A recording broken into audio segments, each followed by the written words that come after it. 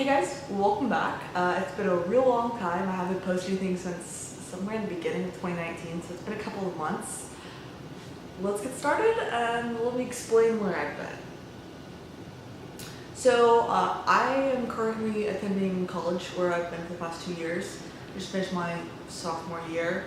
At Texas A&M University, where I'm a part of the Corps of Cadets. Texas A&M is a senior military college, and I'm pursuing a contract with the Air Force, although I'm currently not on contract or on scholarship. I'm majoring in geographic information science and technology. Yeah, and because of that and the responsibilities I have there and just life, I haven't been posting videos. We're gonna get started with the Q&A. If you stick along to the end, I'll be telling you kind of an update as to what I'm still involved in with CAP, because surprise, I'm not 21 yet, so we're still there. And now for the Q&A. Okay, first question, how do you earn a cord? What do you need to do? So you have your national cords, which are CAC, honor guard, and color guard. And then you have wing supplements that are for different things. I think some have GPA, and then some are leadership schools like Texas. I have a video on how to do cords that'll link below or somewhere up there.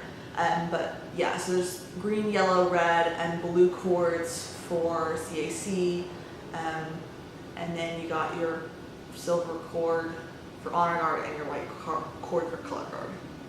What is encampment? Encampment is a week-long, 10-day, 5-day long just immersion into civil air patrol. Everything you do is eat, sleep, and breathe CAP. You wake up early in the morning, you PT, work out, eat, drill, learn. I have a ton of videos on it. I'll once again link playlists for you for that. Oof, I'm just starting off on my G Team 3 and I already have iCut that I did when I was at basic. Any tips for me on the advancing part of training? Honestly, find someone else who is highly involved and knows what they're doing. You hopefully see member, someone who's qualified to check you off on these things. And then just kind of express how, I want to get this done. And you can find some time during meetings, show up early, go to late, and then do things like FTXs, which are week-long ES training weekends, live missions, the week-long NCSAs like NISA or LISA. Then there's WES and FLISA. There's so many. There's one in Michigan, which is now an NCSA. There's so many that are out there, so either go to an NCSA or just find someone who's just as committed to getting checked off as you are. If your squadron doesn't have a guidon, who takes care of that position? Who works as the guidon? So this was in a video where I did with one of my friends, and he mentioned, I don't know. The guidon in my position at my squadron is an upper level NCO who isn't typically someone who's ready to be a flight sergeant, and they just need some sort of leadership position, and who's attending weekly meetings. Usually they'd have it for 3 to 4 months, and then it'd rotate to someone else. Hi, do you think it's best to go early or later as a phase 4 cadet or age 17 up? I just got my Mitchell and I'm turning 16. Do you think it's okay to go now? What are the pros and cons? So I think this is in regards to cadet officer school, and I think any opportunity that you're given, you should just say yes and go to it. There isn't really anything that I've attended where I was you shouldn't have gone to that. And while I think if I went to COS again today, I'd get a lot of different things out of it than I did when I went. I think it's the mindset you go in with. So you go in thinking, I'm going to work my ass off, I'm going to learn, I'm going to develop as many friendships. But there's also people who I've talked to who are yeah, that was a great experience, but I kind of wasted it. And I mean, after you graduate and give it about a year and you have that hindsight 50-50, that's when you're able to be yeah, I'm really glad I went, or maybe I'll try to apply to go as staff, or you get a new perspective on it. I know CAP is for 12 to 19-year-olds, but it's 14 too late to join. No, absolutely not. I love it when we get older cadets who are even 17 who join, because the thing is you can promote every 2 months. So you can be an NCO so fast. You can do so much in the program still, and that's really what you need, because if everyone joined when they were 12 years old, well, everyone would progress at the same time, and you need someone who's who can be a first sergeant who's 17 and they're a senior master sergeant. Well, that's the perfect person, because they're gonna have the experience versus a 12-year-old senior master sergeant who has no idea what they're doing. Yeah, so join when you're 12, join when you're 17. I can't speak higher of it. And by the way, you can be a cadet until you're 21, if that wasn't clear. How long you have to be to join the CAP? 12 years old. Unless you're part of school squadron, then you can be 11 or whatever is like 6th grade, I believe. Howdy, I recently got into CAC. Howdy. Texas A&M. Fisher Green, College Station.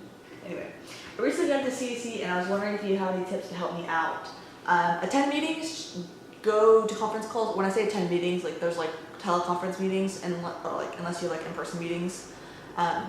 Just do as much as you can. Be the person who they're like, we need an extra person for this committee, we need help, someone needs to chair this, someone needs to do this, someone needs to help plan this activity. Be the one who's like, yeah, me, I'll do it. Because that's really what they need and really what they're looking for. Yeah, honestly, just be the one who's like actually showing up. Because even like where I'm the chair of the NCAC, like there's people who just don't do as much and there's other people who are like, I can count on this person. So like recently we were looking for someone to like join a committee because it like needed more people to like help because it's just a big undertaking.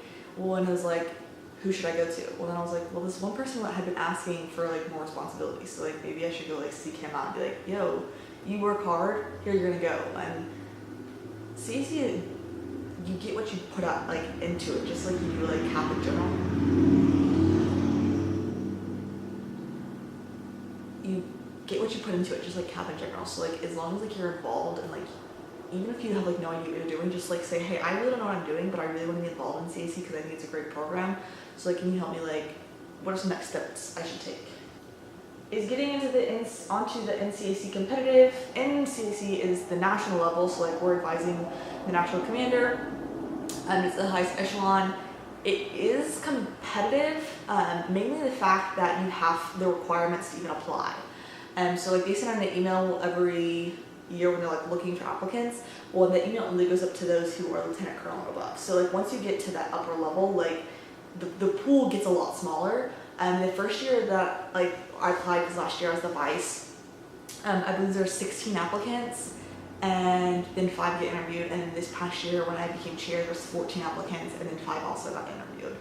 So yes and no. It's not like going to Blue Beret where there's anyone can attend, but there's only 300 spots. Well, it's like, well, you have less than, like you have a couple hundred eligible people, but only one person gets it. So like it depends on how you look at it. Make a video on NCAC. My turn's coming up and we have one more in person, so I'll probably do one then. Do you happen to know how to join CAC? Basically go to anyone who's on CAC and be like, hey, is there any openings on CAC? Especially in the lower level echelons, squadron, group, and wing, usually there's going to be an opening. Unless like people at your squadron are like really, really involved and like your wing just has a really good CAC. Throughout the term, people always tend to like drop off because if you're involved in like 2 NCSAs and 2 encampments throughout the year, and you're also like the cadet commander, and you're also on CAC, the first thing to go is going to be CAC. It's just the way that it goes. So just make sure people know that you're interested, and if you like are asking around your squadron, like, who's the CAC rep? Well, if there isn't one, then just talk to your squadron commander and be like, yo, I want to be the CAC rep. They get you in contact with your group or your wing. It's just mainly like putting in the work to like get there.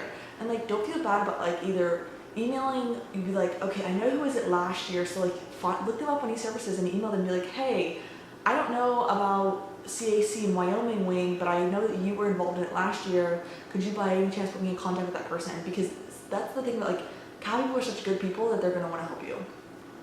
What NCSA do you recommend? Any NCSA that you get slotted for. Apply for the big ones that you want to go to, like Blue Beret, COS, PGOC, things like that. And then put other ones in there because even they're always looking for people for like NISA, they're always looking for people to go to like model rocketry, or that's not NCSA, like a remote control, whatever it's called. There's like these little niche ones that no one really seems to notice exist because they don't get all the hype of Blue Beret. So it's easier to get slotted for. So don't feel bad about like putting like COS, Blue Beret, PGOC, and then go Flight Academy, Flight Academy, Flight Academy, Flight Academy, or like just Flight Academies are pretty competitive actually. But you can go in and be like, I want to do all of this, and just put it on there. What should I expect for staff selections applying for Flight Sergeant? I'm assuming this is like an in-person staff selection for either encampment or your squadron. Basically just work hard, show up, say you're passionate about doing it, and just make sure that your emphasis is all about for the cadets. It's not for you, well, obviously you're gonna learn things and get things out of it, but make sure that you make it clear that you're there for the cadets. And just work hard, don't have an ego complex, just be a good person, and you'll be fine. Is the ALS cord given in every Texas wing? ALS? No, go buy one. Okay, that's all my questions. If you have more questions below, I always respond to all my comments, most of them, unless I delete them because they're inappropriate. Now to what I'm doing in CAP.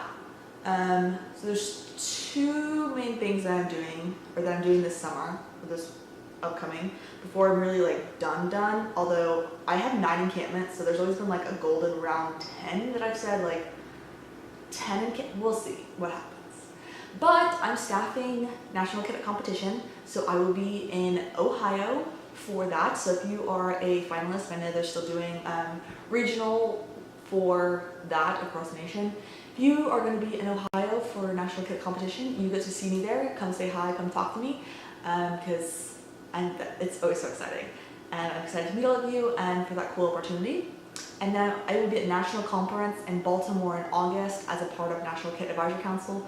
And that will be kind of the end of my 2 years on NCAC and my final term as chair. So once again, if you see me there, come talk to me. I'll probably do videos on both of them, or who knows what I'll do. I'll keep you updated, and expect to see more videos up and through August probably. Maybe I'll pre-film some for like upcoming. Don't know what I have planned for this YouTube channel, like planned like long and far, because honestly I have no idea what I'm gonna do, because obviously with like me kind of phasing out of the program and not being super active, content isn't really there as much because I'm not super involved with it. And I just don't have the time. Although I still get comments all the time about like how much I've helped people, and if I meet people, like they're always so like, you've helped me so much, and I love that. So the videos aren't going to be deleted or anything, and they just might not always be the most up to date. So we'll see. If you have any comments or tips, and maybe like what you think I could do, or some next steps I think I should take, or if you have any thoughts on anything I've said today, leave them in the comments below and I'll be sure to respond, and I really appreciate that. So thanks guys.